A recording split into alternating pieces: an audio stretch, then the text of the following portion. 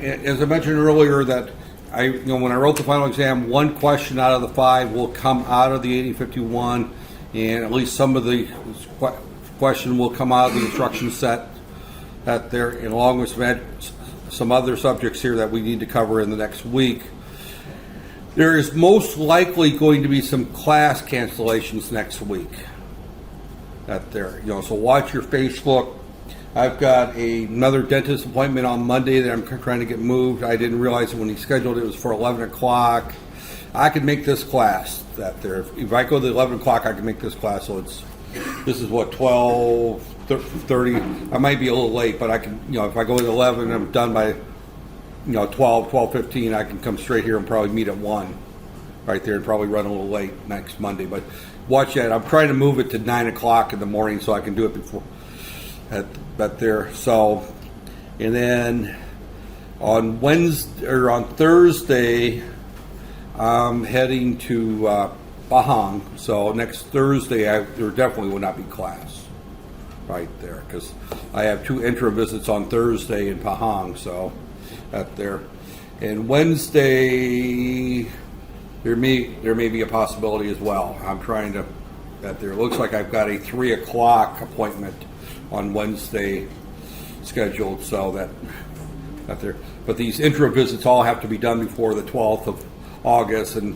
we're at the mercy of the supervisors of these intra students, and at there. And each one of us has got to take 6 or 7 students. We have to visit their employers and that there, and it's just, it's just crazy. Just as we're doing finals for the short week, getting ready for finals, all of a sudden we've got all these intra visits. All right, let me go into the instruction sets. All right, the first thing to kind of mention is that we've got some addressing modes at there, and then we've got our various instructions. I'm going to go through these here. These at someone else's phone. There will be parts of that single question will come from today's lecture, so keep that in mind. That there, I'm just glad to see a full house, because otherwise some of you will lose points because obviously if you're not here for today's lab, you don't get points for today's lab at there. But you also would miss some points on the final exam as well at there. So okay, we've got a series of addressing modes, and addressing modes are the way that we tell the microprocessor. And I'm going to say microprocessor instead of microcontroller, because it's really the same whether you're talking about a microcontroller or a microprocessor. That doesn't change. So these same addressing modes occur for the 8086 as they do for the 8051. They may be a little bit different. And then we've got our types of instructions out there. And this is how we write our code. I gave a demo last week, or was it last week or earlier this week, that they're on a short little program. You're going to get a chance to write that program, or at least I'll probably just put it on Facebook and just download it that there. So, but okay, an operand is made up of the data of the opcode, which is the instruction, and it may or may not have a destination and a source. Now, an important thing to keep in mind is that the data moves this way. So that there, the data can be the data itself. That's immediate data, immediate, right there. It can be R0, R7. It can be A or B. Those are CPU registers. It can be a location, memory location, or it can be a port. Right there. Right there. Now, port is actually treated the same as a memory location because it's going to be a special, and right there, special function register. And now this thing is really doing some funny things here. Right there. So it could be a special function register right there. So, okay, right there. All right. I think there's a couple more seats up there. That's about, we're filling up that there. That was an issue with this. If all 39 people showed up, my normal class has been 7. So, out there. So I probably should have just, the 7 that I told yesterday about that the class is going to be here, you should have kept your mouths closed and you could have the whole room to yourself and probably higher grades, right? That there. So, okay. That there. So you've got the stack register, B register, you've got the accumulator, and then you've got the R's that there. This is the architecture is inside. This is the stat, your registers are in here and your static right there. But we don't need to really worry about that for this discussion. Right there. This is all kind of review. Did I go through these slides yesterday? No. Okay. Here's where we're getting into our modes right there. This slide is one of those ones that I would say you definitely need to know. I'm going to put a big star on that there because, without giving you the final exam question, you might very well see something that says list the 8 modes of addressing and give an example of each. That there, something along that line. These are the 8 modes. This is a move instruction, and this is. Let me start this over again here. This is a move instruction. And the move instruction just simply tells the microprocessor to move data from one place to another. Now the data is left in the original location. It's just a copy is made of the data and placed somewhere there. So this simply says that move whatever is in the accumulator into R0. Now R0 is in one of the register banks 0 through 3, and it has to be specified. The default, if you don't specify register bank, is bank 0 right there. So, but this is a register to register addressing mode right there. We're telling it to move from the A register to the R0 register. The next one here is direct addressing. Now, direct addressing right here is moving from a memory location right there. Now, the memory location can be the location in number. This is 020 hex. That's the location in the internal data memory. When you use direct addressing, if you're using a move, you're talking to the internal data. And I'm sorry about my pen, but memory. Right there. Internal data memory right there. P3 is a memory location. It is a location in the special function register. It happens to be location B0. B0 is P3 right there. And I can tell that looking at this particular table right there. So if I have an instruction move, where am I at here? Direct here. Move memory location B0 to the accumulator. That's going out to port 3 and taking whatever's on that port and reading it moving it into the accumulator. Or I can do a move A, P3. We include a file in our code, and I'll show it later. There, it's called 8051 C850 or something like that. .inc, and that file translates all these special function registers names to this. This table essentially is in that file right there. So that's why we can write code where we put P3 and not put the address there. So 20 is just a location in RAM right there. So that's direct addressing. Direct addressing means that we're talking to a memory location.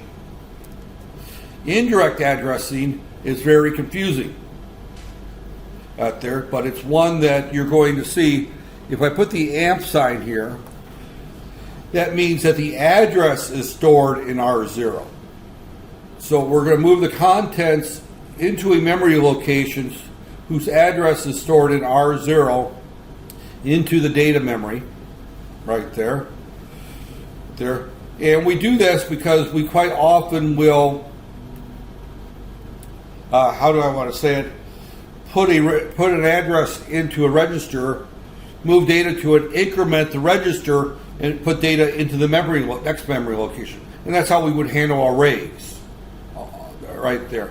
So R0 in this particular case contains the memory location pointed to by R0. R0 contains the address right there. Here we're using MOVX. MOVX means that we're moving into the accumulator the contents of what's pointed to by the data pointer. The data pointer points to an address in external memory. How do I know it's external memory? The X right there. Right there. So that their data, if you're going to use MOVX, the only register you can use with indirect addressing is the data pointer, because you need a 16-bit address. All the other addresses, when we look at this map right here, right there, the data pointer happens to be a 16-bit address right there. Program counter is 16-bit right there. These, some of these are 8-bit, some of these are 16, but this one, the data pointer, is a 16-bit address, and that's the only one we can use with this MOVX right there. Right there. So, immediate, the number sign. Immediate is that we give it the actual data. Add the number 30 hex to whatever's in the accumulator and leave the result in the accumulator. Right there. We're adding the two numbers together. Move the number FE00 into the data pointer. Right there. So the number sign is immediate. Students will quite often confuse direct and immediate. Immediate means that you contain the address of the actual data. Direct is you're giving the address where the data is stored or to be moved to. Right there. Relative is it's relative to the current address. Jump back. Now here we say just the word jump back, and this is a label right there. So, but when the code is assembled, this is going to be replaced with a number right there. And it's going to be replaced with a number between negative 128 and plus 128, and it's going to determine that there. So it's going to jump minus 20 addresses, or ahead 50 addresses. So this is you would see this with a jump right there. A short jump, conditional jumps that are there. What this instruction says is that we're going to decrement 1 from A and jump not 0 back to A, right there. So absolute, where we give it the actual address. This is a call, absolute call, right there. This is another where we give it the address at their absolute there. That's used for calling a function. We won't get into calling functions in this class, so I won't get into that there. But again, this is a subroutine, and we're going to do a call, and we're going to call that function right there. That's how we handle subroutines in assembly language right there. Long addressing, right there. This is a 3-byte where we have 16 bit there. This is a long call. We're going to call the function timer a nit, and that again is another subroutine right there. So we got the long addressing there. Index, and index is the most complicated, where we have an address plus the data pointer. The accumulator contains an address, but then we're going to add to it the data pointer. So in this particular case, A can contain, and what is going on with my computer today is I haven't rebooted it, and I've put it to sleep several times, and I keep moving it around, and I find that we're about out of room here. You people are late. At there. How many seats do we have? How many of you are there? 7. Now, you get 0 for today's lab because you're late. You're a half hour late, almost. That there. No, sorry.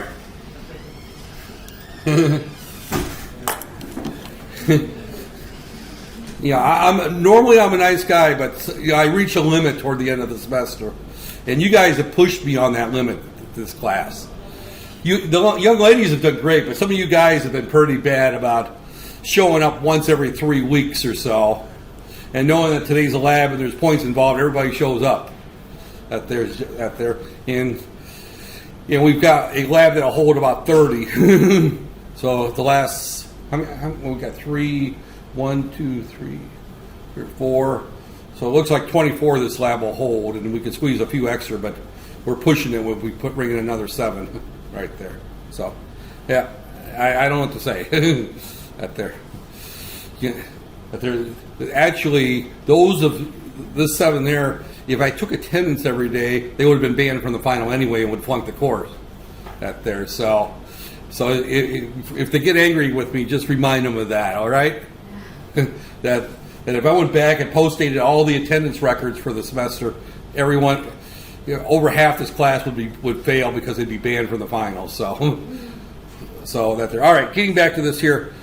But what we would do is if we had an array, and an array is, for example, daily temps, right? We have an array called daily temp. Now, this is in another language besides assembly language, but we have to deal with this assembly language because we write the same code. So this is the starting point of the array, and that's daily temp, and we have all the various temperatures. So we would put the starting address of this into a register, and then we would put the subscript of the array into the other register, right there. So what we end up with, right there, is that A puts the starting address of the array, and the data pointer contains the offset, is what that is. So this is the index register right there. So those are the 8 types right there. This is the list of the 8 types right there. You need to know the 8 types. You don't know, and you need to be able to write an instruction for each one of those right there. So, and right there is actually a pretty good slide in terms of telling you. All these other slides are more detailed examples right there. Our instruction types, and I'm going to kind of fly through these because we're reaching the end of the semester. There, we've got 5 different types: arithmetic functions, logical functions, data transfers, Boolean variables, which we won't, and program branching right there. Those are the 5 types of instructions. This is all the instructions right there. You don't have to memorize that entire table. Now, next semester you'll probably learn more of it that you'll remember as we write more programs. But these are our instructions that we have to write every program we want to write. We have to do it with these instructions there, and that's what makes microprocessors and microcontrollers interesting, is that we have a limited number of instructions. Now, this is for assembly language. We can use other languages that will then translate it to assembly language, such as C. 80% of all embedded code is written in C, right there. We learn assembly language to just kind of get a feel for how the processor works, right there. And we went through the hardware for the first 6 weeks, and we're spending about 2 weeks on the software side of that there. Normally, in most classes, it's the other way around. You spend about 7 or 8 weeks on the software, and then you talk a little bit at the end toward the hardware. I've kind of reversed it because most of you are not going to be assembly language programmers, but you may have to deal with hardware more than you will software. Not there. So the software is the more difficult side right there. To be honest, I think the software is more difficult right there. Oh, this is why it's up there. Oh, there's something in my settings that there. My mouse pad is active right there. There shouldn't be. My mouse gets this shuts off and disconnecting. Okay. Right there. Okay. Instruction type. Arithmetic type, logical. Right there. These are all our instructions right there. Right there. Again, this is going. Oh, right there. This is our arithmetic instructions. These are all our arithmetic instructions. I said that these were all. These were just the arithmetic. we have three groups. We have the add, we have add with carry, we have subtract with borrow, we have increment, decrement, a multiply and a divide, and a decimal adjust. We won't talk about the decimal adjust. That there, right there. Add does exactly what it says it's going to do. If you're going to do any addition, you must use the accumulator for the result in one of the operands. If I'm going to add two numbers together, for example, if I want to add 5 and 7, I would do a move into a number 5, and then I can do an add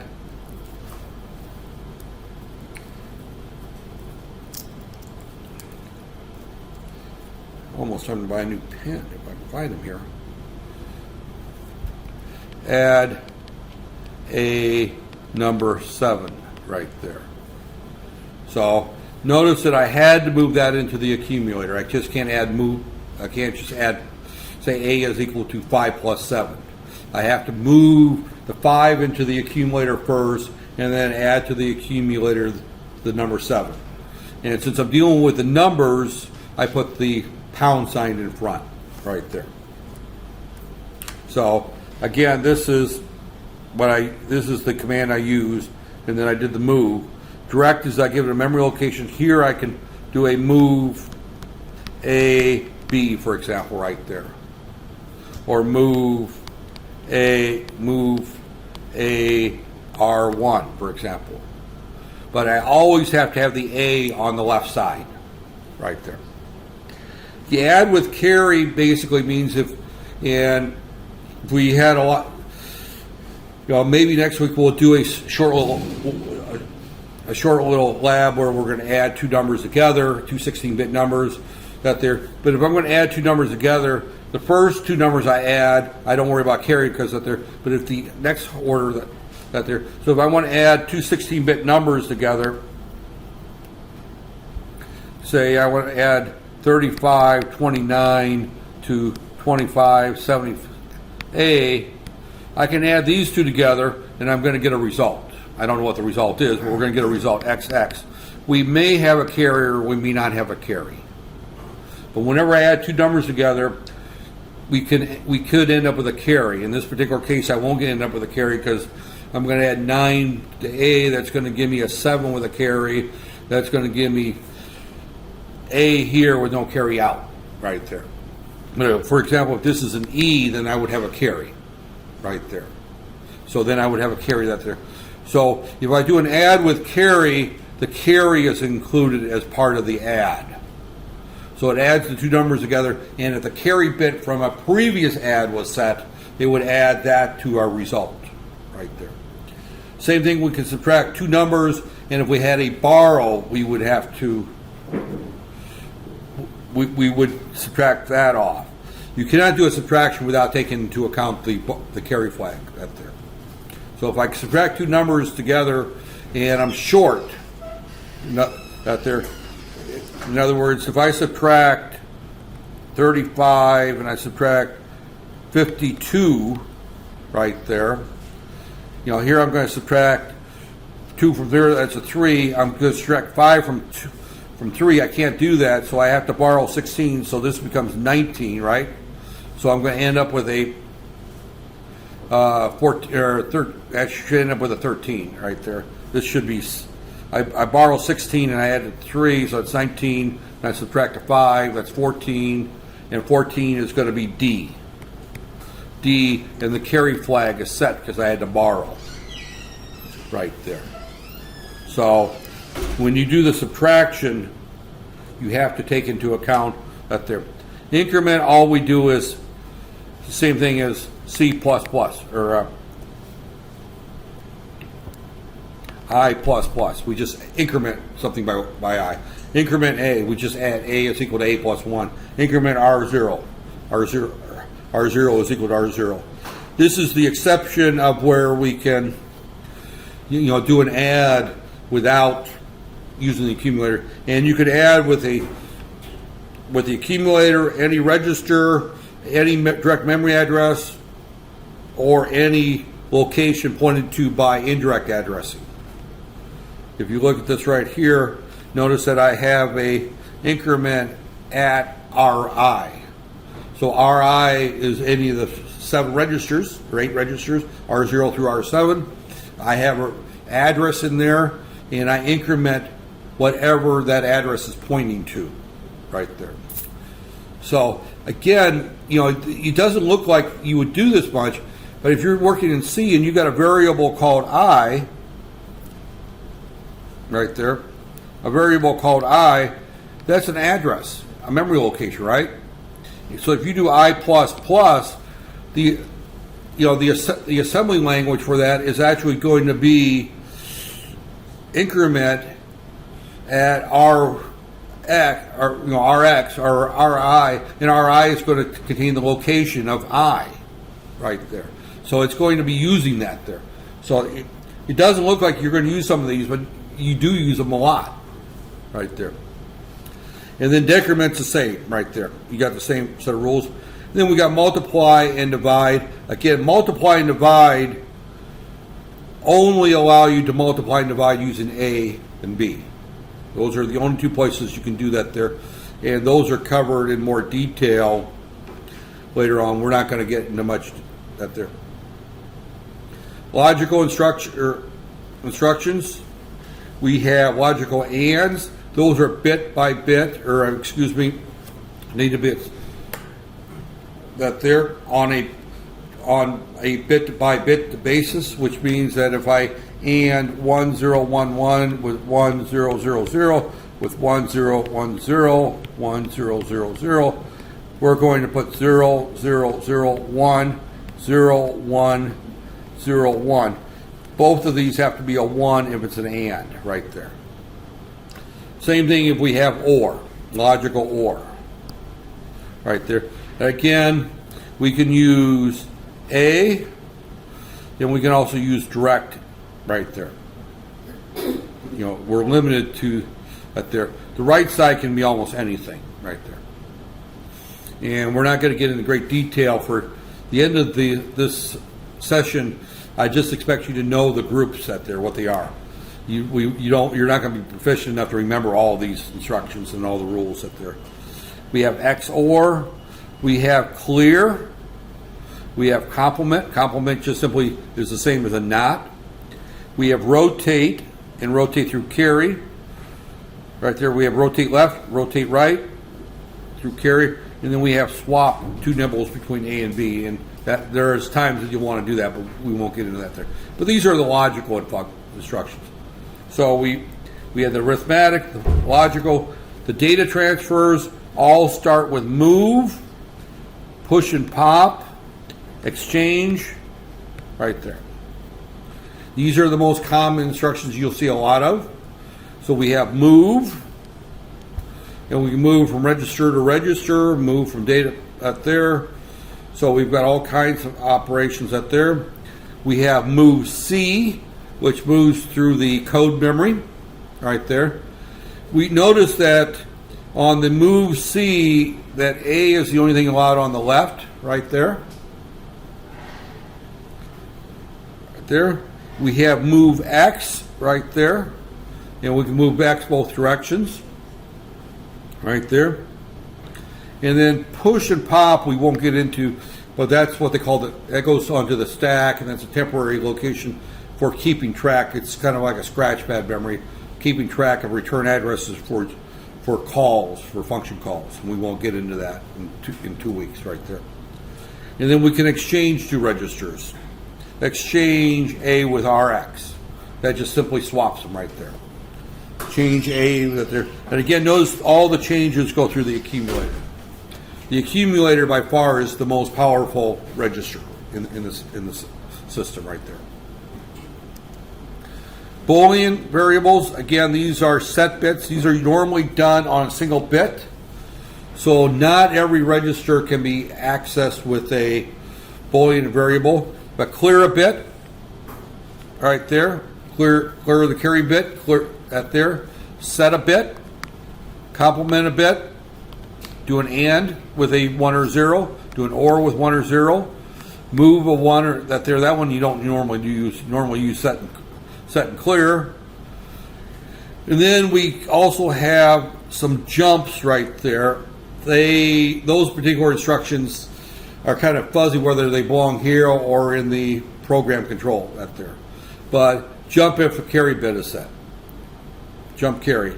Jump if no carry is set there.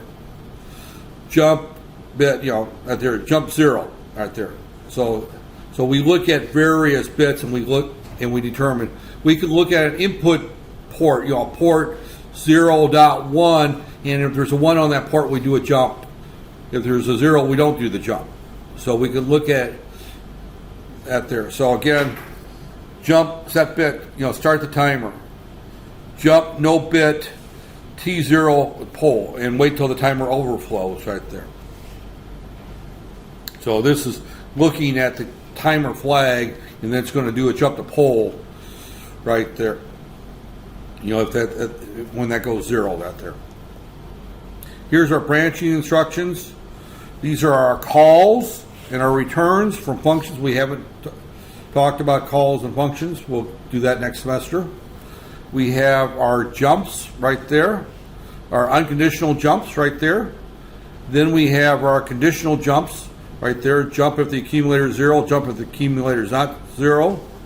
And then we can compare two things here, jump if not equal, decrement and jump if not equal, right? If not 0. So I can do a decrement, jump not 0, and I tell what register and where we want to jump to right there.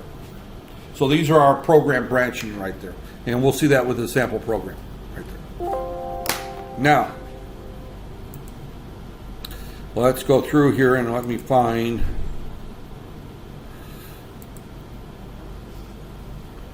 and Blinky right here.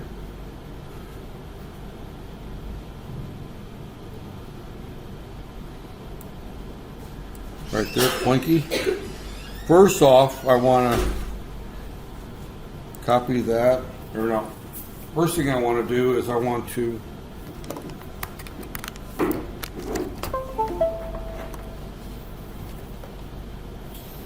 put it up on Facebook so that you have it right there. And you want to turn on your computers right there. Right there, Facebook.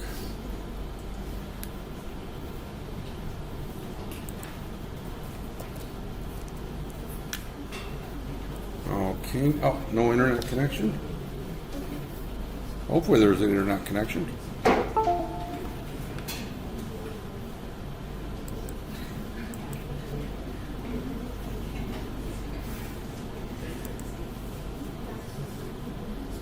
This is identifying no internet access.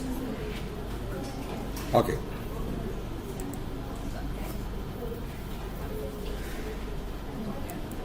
Right there. This is microprocessors.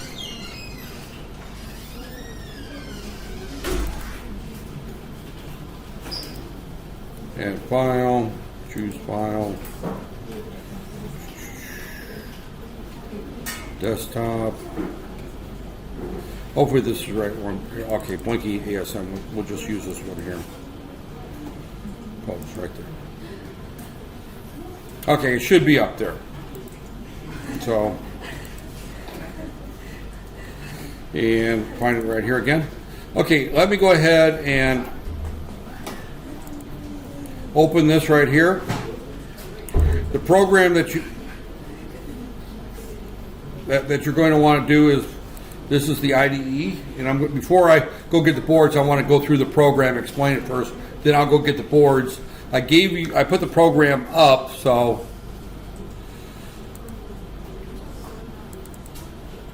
right there. Okay, this is the program that I want that you're going to do. Now ignore this because I copied it from that there. I make changes for our boards right there. This particular file right here is the file that I mentioned that identifies all the special function registers. If I was to open this file, and I don't even see it that there. It's not. It's buried in there. If I was to find that and open this file, all you would see is basically a list of all the special function registers and their names and their addresses right there. So this file here actually is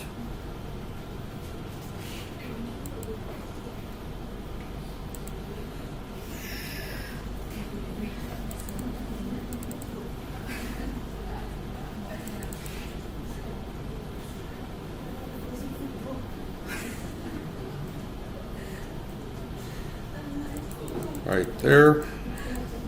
Somewhere it's in here.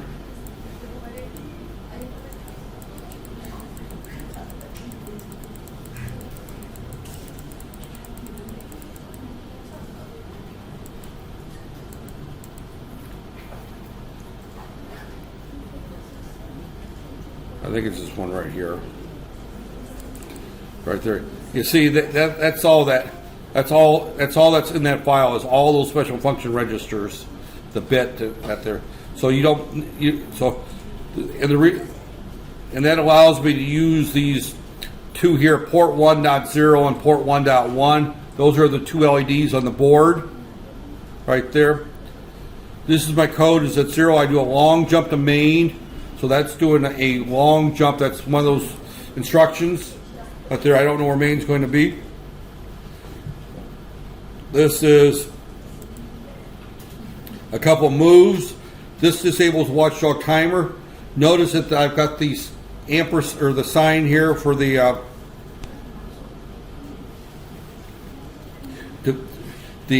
immediate data. So I'm going to move DE to watchdog timer control and AD for watchdog timer control there. Oh, it looks like a lot of people are, oh, you people can't, you're not in the group, therefore you can't get the file I just posted, right? Okay. That's why I keep getting all these little messages up there all of a sudden. Okay, that there. We enable the crossbar. I talked about the crossbar yesterday, but I'm not going through the instructions that there. Here, I'm just setting up the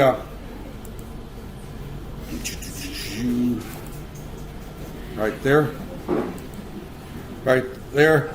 In here, I'm just I'm turning off both LEDs. I think I did that yesterday in class, right? That there. Originally, I did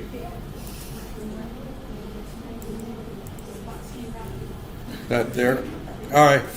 You know, originally, if I recall, I did a set on one, right? A set bit, right? Set bit right there. Originally. And all this is a loop. That there is a loop. And all we're doing is, this is the same thing as doing a 4. Yeah, I can't write on that there.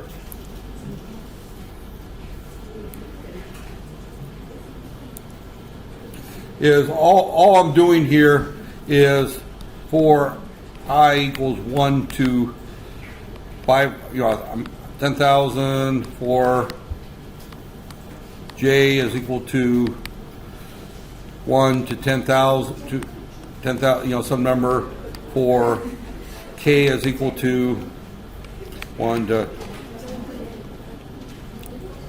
to some big number. Next K, next J, next I.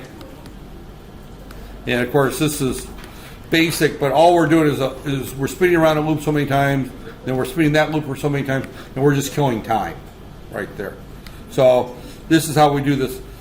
This is an inner loop. We decrement R5 and stay there until it's equal to 0. Before that we put 0, 0 in there. When we decrement it the first time, it becomes FF. So we'll go around 256 times that there. Here we do the same thing with R6, and we jump back to loop 0, and we decrement that until it there. And then here we jump back to R7. So we go through this outer loop 5 times. The inner loop is 256 times, and that's done in an inner loop that's done 256 times right there. So this is all. This is a delay, and then we just simply jump back to loop 2 right there and end the file. And this thing just keeps going back and running the same program over and over again. So if I run this, and anybody who's not on Facebook won't get on now because I'm unplugging my one USB port right here, and I discovered yesterday that this did not, I can't use I threw the jumper away. But if I plug this in right here, right there, I can compile this code. Since I gave you the code right there, we just do a build, make project right there. It works. Now, the one thing you do have to do is you have to do your options, your connect. You need to make sure that you see the USB adapter and you connect to that. So we connect to it, we download the code, and then we run our code right there. And now my thing is blinking every other one right there. So, right there. Now, I will warn you that don't be surprised if you don't see a program like this or something like this show up on the final exam and be asked to make some simple modifications to that. So you need to understand how this program works.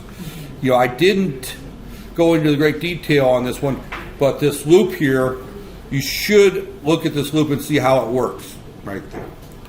Because I may ask you to make changes to that there. You don't need to worry about this front part right here. This part here, don't worry about that for right there, because that's setting up the chip. We'll get into that in more detail. But everything from here on out, you need to understand right there. So with that said, hopefully you got these there and I can get the boards and you can go to work.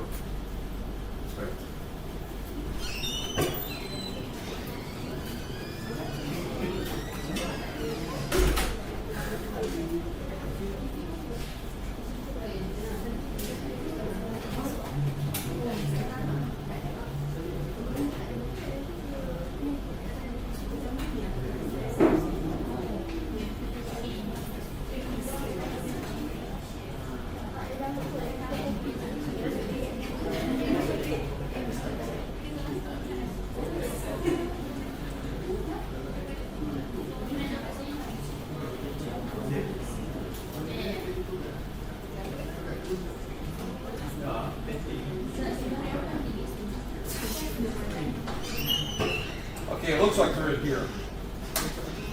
Looks like they are in here.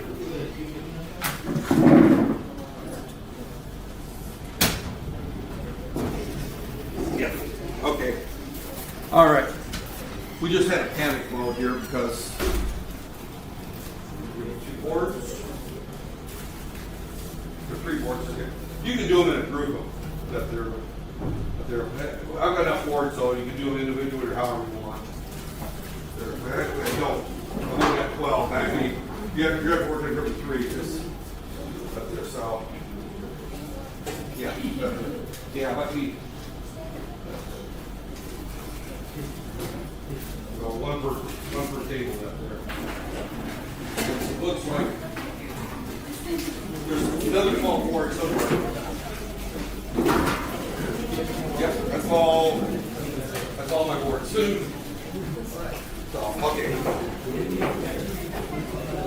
Now, you need to copy this code into a directory. Now, let me go. Don't get too gung-ho. Let me go through the steps that you need to go through right there. So, the first thing that needs to happen right there is right there. So just go with me and just follow what I'm going to do here.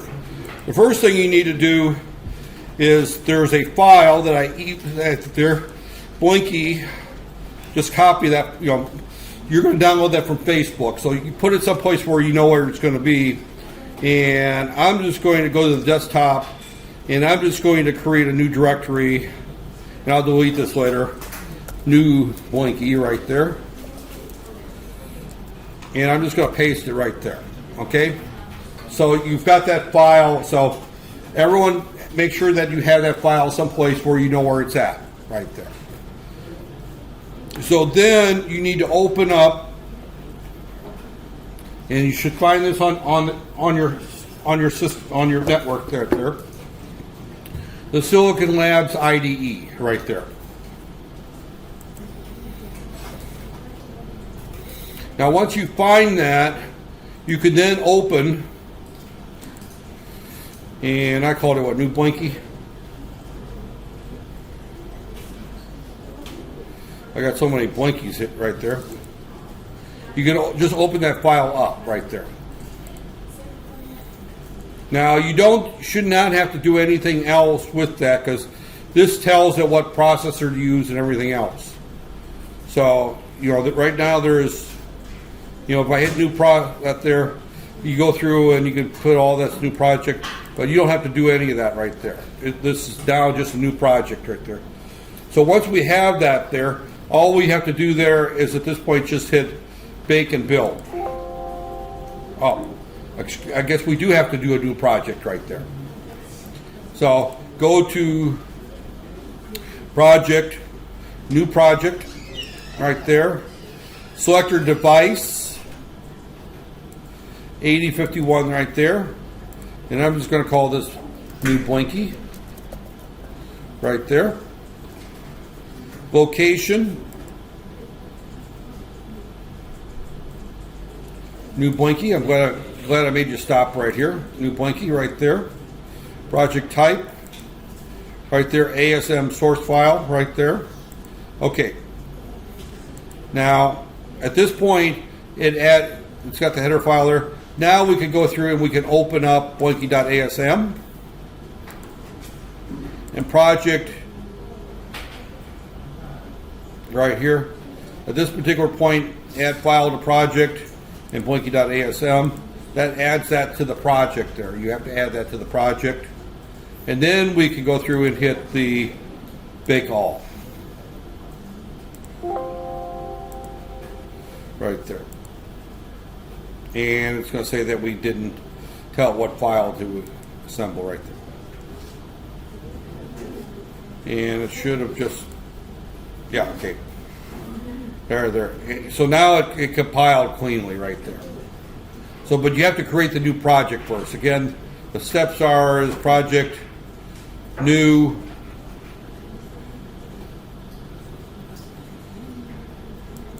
right there. And then we pick our chip. Our chip is the F850X, that underscore 86X right there. Right there. We tell it that we want to do an ASM source. We tell it what directory, where we put the clip there. Give it a name. It doesn't matter what it is. I'm going to just hit cancel right there. Project, open. Recent project, new Blinky, right there. Right there. So there's Blinky, right there. We compile it. It compiles cleanly. Now we're ready to plug the board in. Right there. Once we plug the board in, you may have to go to connections options to make sure it's seen there. Right there. This is set to C2, by the way. Right there. You connect. Right there, this little button here connects it. This downloads the code to it. And then this runs the code. Right there. If I want to change the loop, the speed, I can make this 2 and again you can't see this, but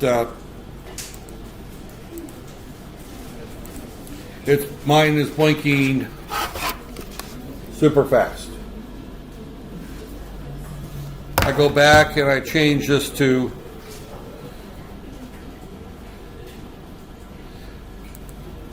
5 and stop it, compile it again, download it again, run it again, and it's running super slow.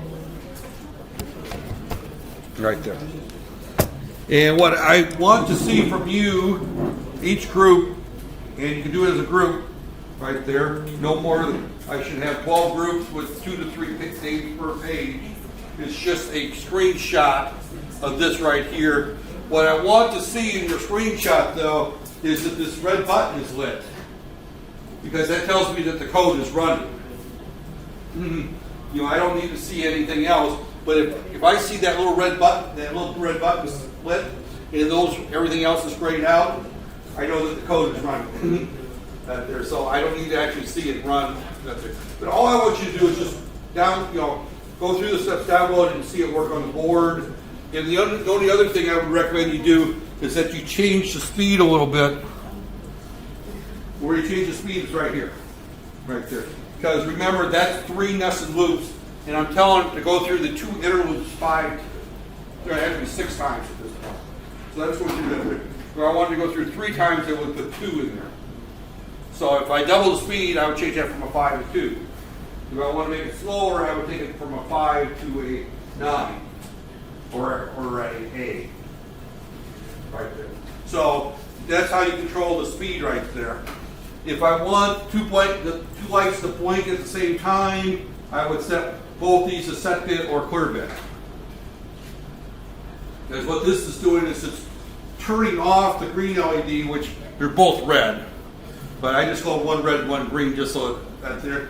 I turn one off and I turn the other one on. And then here at the end, I complement both of them. So if it's off, I turn it on. If it's on, I turn it off. So if I set these both to set bit or clear bit, then they're going to blink together. So I think, again, you expect to see this code as part of your there and explain how things, what's going on. Everything up to this initialized LEDs to on or off, right there, all that stuff, we're not going to. You don't need to go through for this class right there. We won't go through that stuff. That's setting up the crossbar and setting up the watchdog timer and that stuff. We don't have time to get into that stuff. So, all right, have at it. There. I sit back and relax. So, and trust me, the code can get much more complicated than this. We'll see one next week that's a little bit more complicated. It might be Monday, it might be Tuesday next week. But again, between now and, I actually, if we had a printer in this room, I would just collect them as you walk out of the room. But since we don't have a printer in this room, sometime between, today's what, Thursday, right? So Monday, I would say turn in your one sheet. And all it has to be is a screenshot from this with the handwritten names on the top of it there. But there should be, I should receive no more than 12 sheets with no more than 2 to 3 names per sheet. The whole idea is to punish those who did not show up here on time or did not show up at all. And I shouldn't do that. Of course, now next week everybody's going to show up every day and we're going to be squeezed in the room. There. So what I'm hoping that I meet on Monday, and what we'll do is I will probably just lecture on Monday and then do the lab in 2 shifts on Tuesday of next week. And because next Wednesday you probably won't meet, and next Thursday I know you won't meet, and that's the end of the semester. There won't be, and one of those days I should be able to get the midterm back to you next week. There. And remember, the midterm, I'm not going to review for the final exam because the midterm exam is the review, with the exception of what I'm talking about yesterday, today, and next week. So everything that's going to be on the final exam has already been covered. And actually, I'm walking around here, and this thing's still recording. I'm going to stop the recording here and